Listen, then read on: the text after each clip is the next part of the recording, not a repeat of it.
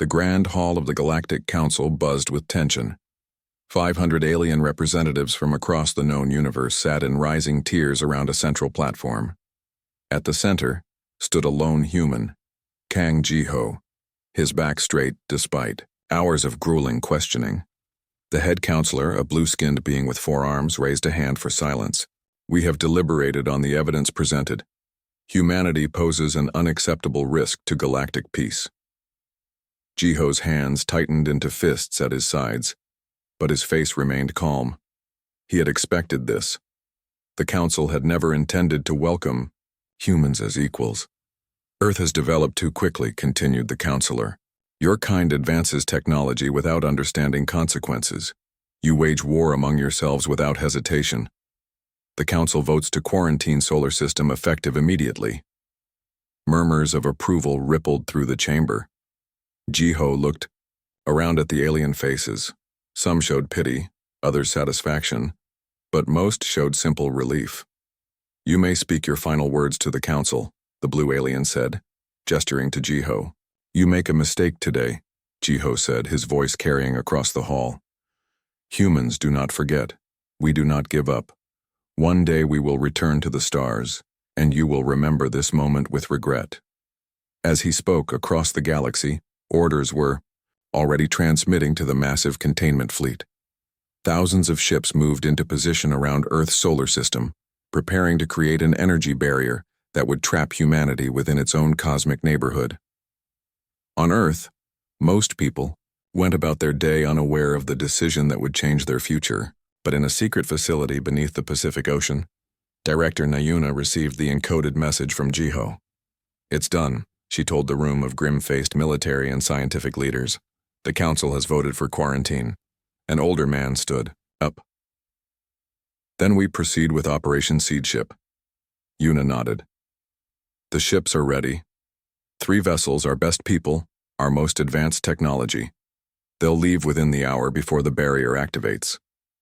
Across the room, screens showed 3 massive ships in hidden launch facilities around the world.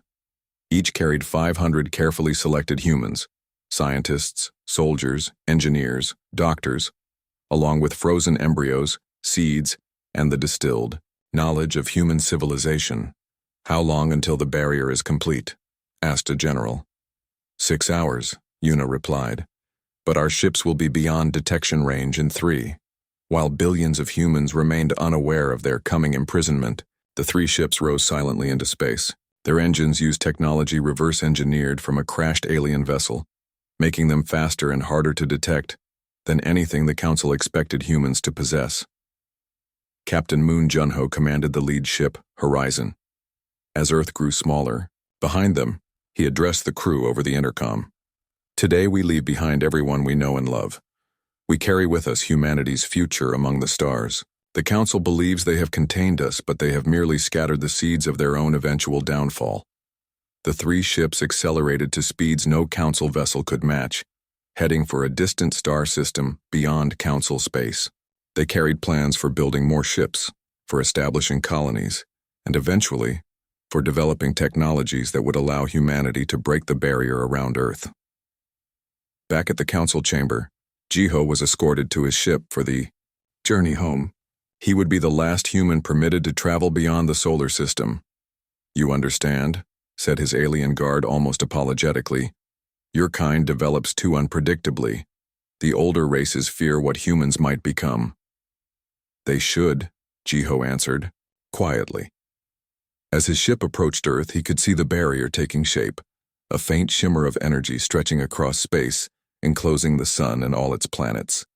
Soon it would be impenetrable, preventing any travel in or out. On Earth, the first signs appeared as strange aurora displays visible even in daylight. Communication satellites failed as the barrier interfered with signals. Governments scrambled to explain the phenomenon. Yuna called an emergency broadcast. "People of Earth, I must inform you of a situation affecting our entire planet. Today, an alien coalition called the Galactic Council has imposed a quarantine around our solar system." Panic spread across the globe. Some refused to believe, others rushed to stockpile supplies. Military forces went on high alert. Though there was no enemy they could fight, In his office overlooking the Pacific, Yuna watched the growing barrier complete its circuit around the solar system. But rather than despair, she smiled slightly. The Council had made a critical mistake. They had given humanity a common enemy. And unknown to them, humanity already had a foothold among the stars. "Mark this day," she whispered. "The day they thought they caged us is the day we truly began our journey to the stars." 50 years passed since Earth's imprisonment behind the energy barrier. The 3 escapee ships had traveled far beyond Council space to a small cluster of stars the aliens considered worthless. Here humanity built its first free colony, New Dawn. The colony started as metal shelters on a rocky planet with thin air. Now it was a sprawling city of domes and towers. 5 more settlements had grown on nearby worlds. The human population had risen from 1,500 to nearly 30,000. Kim Jinwoo stood at the viewport of the station orbiting New Dawn. At 73, he was one of the last survivors who remembered Earth. Most colonists had been born in space or on New Dawn. "Admiral, the mining ships are returning from the asteroid belt," reported Lee Sungmin, his young assistant. Jinwoo nodded. The title of Admiral felt strange, even after decades. He had been just a junior engineer on the escape ship Horizon. But humanity needed leaders, and few remained who remembered the Council's betrayal. "Any signs of Council patrols?" he asked. "None for 3 months. We're deep in what they consider dead space." This remote region had been humanity's salvation. Poor in the resources that Council races valued, but rich in metals humans could use. Far from regular patrol routes, perfect for the exiles to grow stronger. In the research center below, Dr. Park Yun-ha worked with her team on their most important project. The original ships that escaped Earth had carried experimental technology. For 50 years they had refined it, creating drives that moved ships in ways the Council races couldn't track. "Run the test again," Yuna ordered. The team activated the prototype engine. The small test vessel disappeared from its dock and reappeared 300,000 kilometers away, near the system's outer planet. "Success," her assistant called. "Out. Energy signature minimal. Council sensors would register only background radiation." Yuna smiled. This new drive would change everything. Their ships could now travel vast distances, appearing and disappearing at will. The Council would never see them coming. In the colony's central garden, children played under artificial sunlight. Among them was young Yoon Minho, grandson of one of the original escapees. At 10 years old, he had never seen Earth except in pictures. To him, home was the colony with its carefully maintained ecosystems and recycled air. "Minho," called his teacher, "it's time for history class." The children gathered in a circle as the teacher activated a hologram showing Earth, beautiful and blue. "This is our original home," she said. 50 years ago, the Galactic Council imprisoned our people behind an energy barrier. But some of us escaped.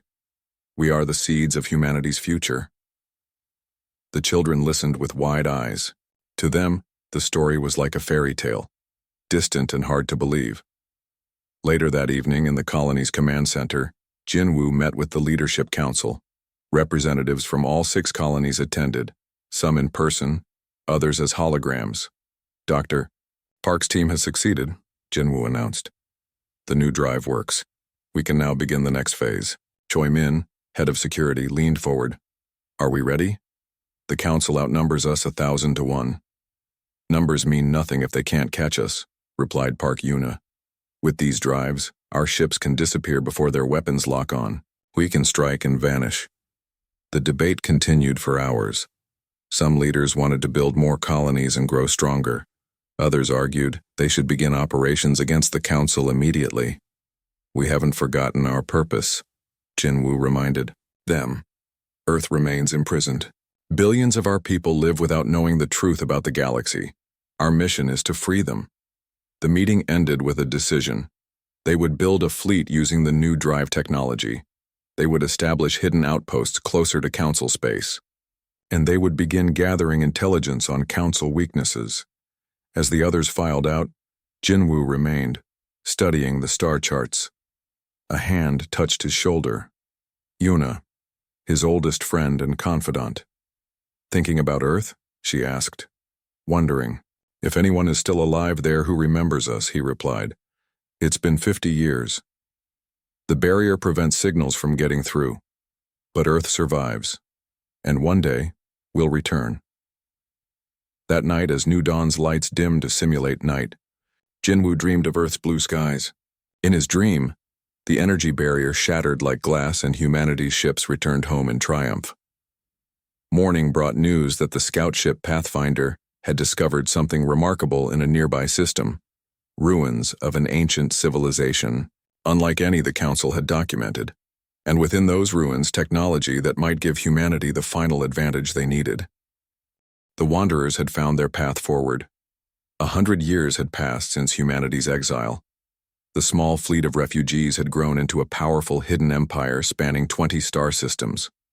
Their technology had evolved along different paths than the Galactic Council's, creating advantages no one had foreseen.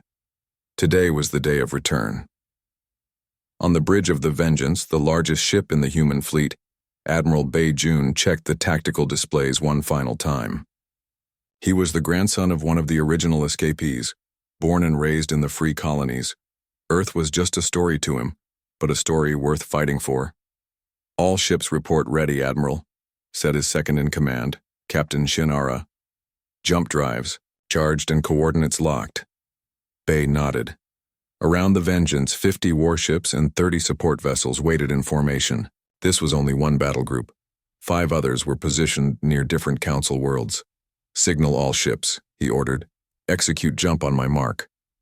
The fleet vanished from human space, reappearing seconds later at the edge of the Centauri system, home to one of the busiest trading hubs in Council territory.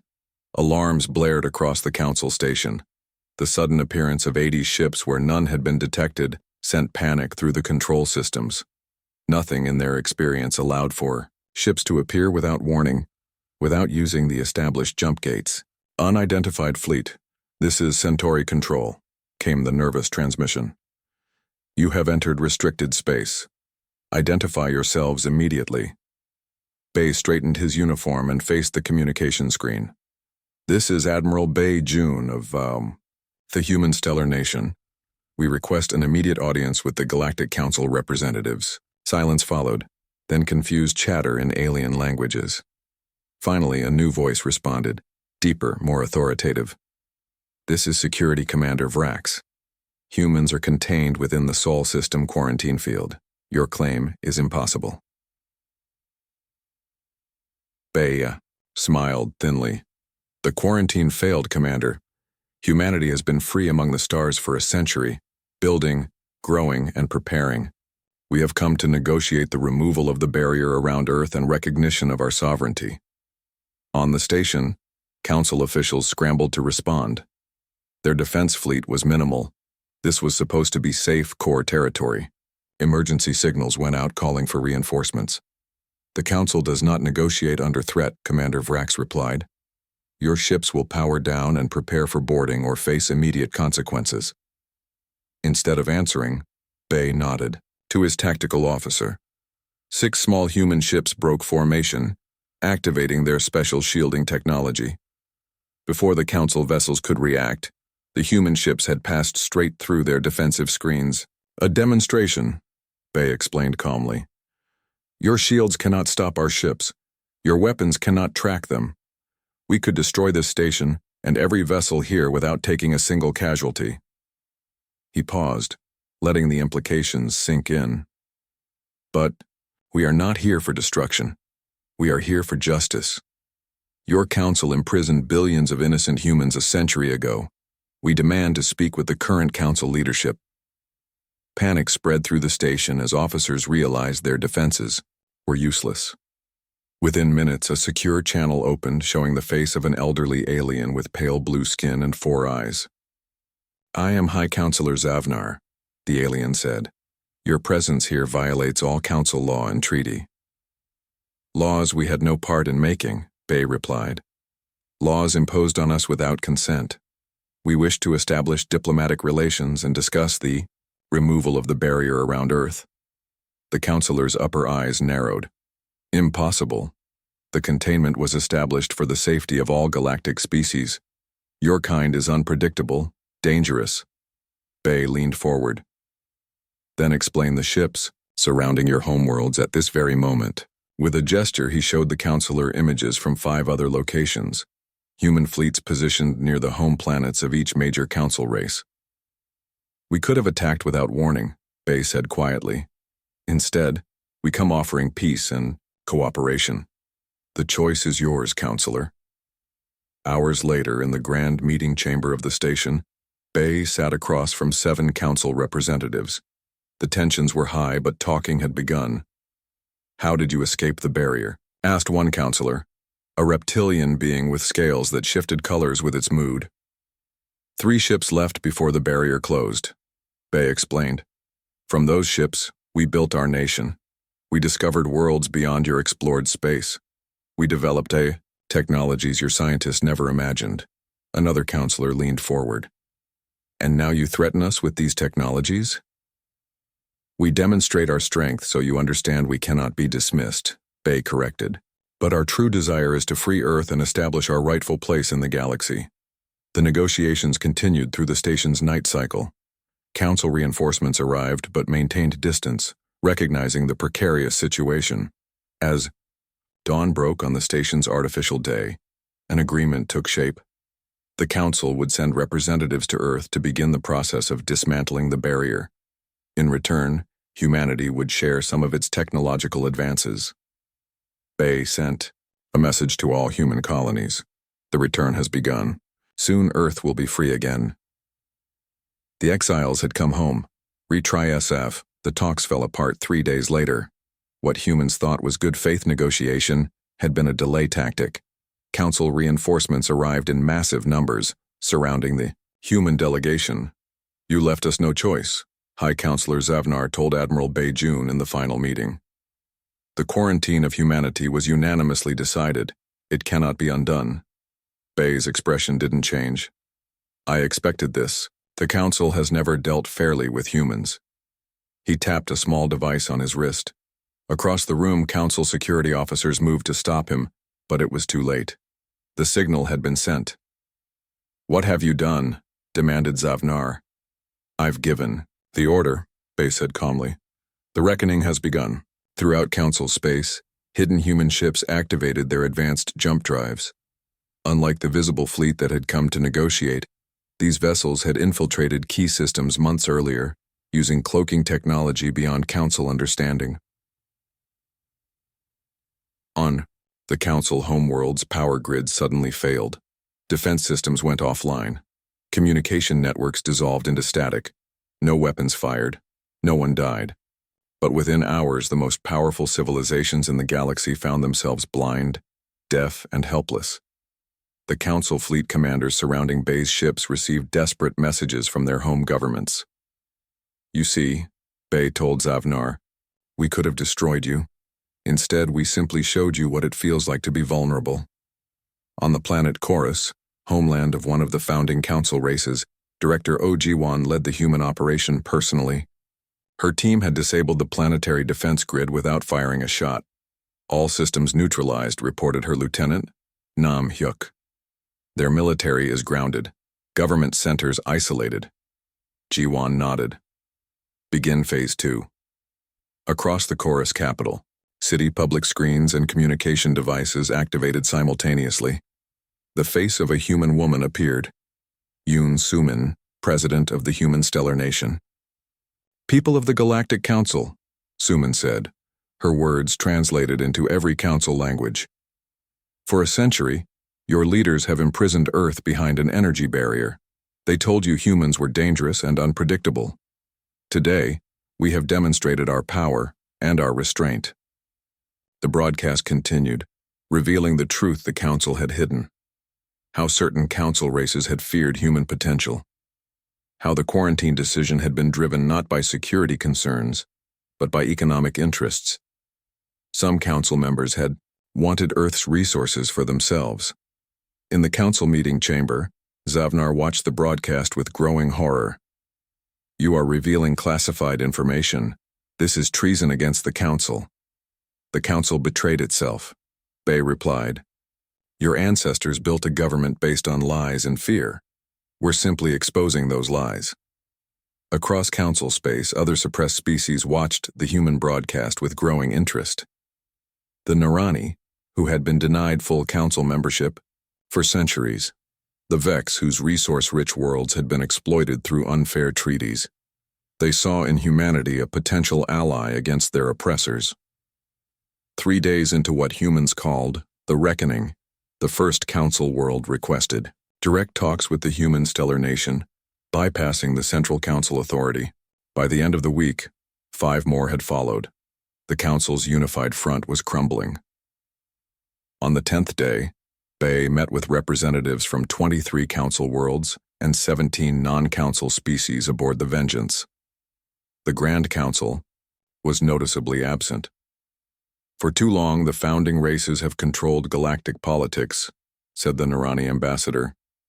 "Your return offers a chance to build something better." Representatives from the Vex nodded agreement.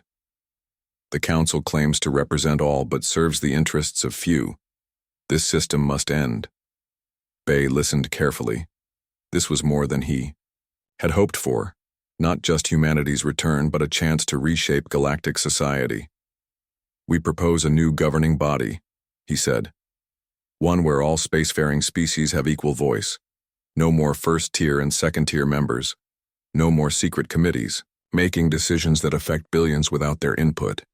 The discussions continued for days. Some representatives remained hesitant, fearing human dominance would simply replace council dominance. Bay assured them that humanity sought partnership, not control. Meanwhile, human ships maintained their position at key points throughout council space. The founding council races found themselves increasingly isolated as more worlds withdrew support. "You've destroyed a system that maintained peace for 10,000 years, accused Zavnar, when Bay met with him one final time. "We've exposed a system that maintained inequality for 10,000 years, Bay corrected. "What comes next will be better for all species, including yours." As the talks progressed, human engineers began the complex work of dismantling the barrier around Earth. Soon, for the first time in a century, messages would reach the imprisoned planet. Humanity had returned to the galactic stage. The old order was falling, and the reckoning was nearly complete. The barrier around Earth collapsed with a final flash of energy that lit up the sky like a second sun. After 120 years of isolation, Earth was free again. Kim Minho stood on the Bridge of the Liberation, the first human ship to enter Earth's solar system legally since the exile. At 35, he represented the third generation born in the free colonies, chosen as ambassador to humanity's birthplace. "Approaching Earth orbit," reported the pilot. "We're receiving thousands of transmissions." Earth had changed during its isolation. Cut off from the stars, humanity had turned inward. Nations had eventually united under a single government. Technology had advanced along unique paths. When the barrier's imminent collapse was announced, Earth had erupted in celebration and fear. "This is Ambassador Kim Minho of the human stellar nation to Earth Control. We come in peace as family returning home." The response came quickly. "Liberation, you are cleared to land at Unity Field. The Earth Council awaits your arrival." As the ship descended through clouds, Minho saw a transformed planet. Clean cities stretched across landscapes once dominated by pollution. Vast green spaces showed Earth's environmental recovery. The isolation had forced humanity to solve its problems or perish. At the landing field, thousands gathered behind security barriers. Some held signs welcoming the star humans. Others watched with uncertainty. 120 years had created 2 very different branches of the same species. The landing ramp lowered, and Minho took a deep breath of Earth air, his first. A small delegation waited, led by Earth Council Chairwoman Park Sora, a woman with silver hair and a dignified bearing.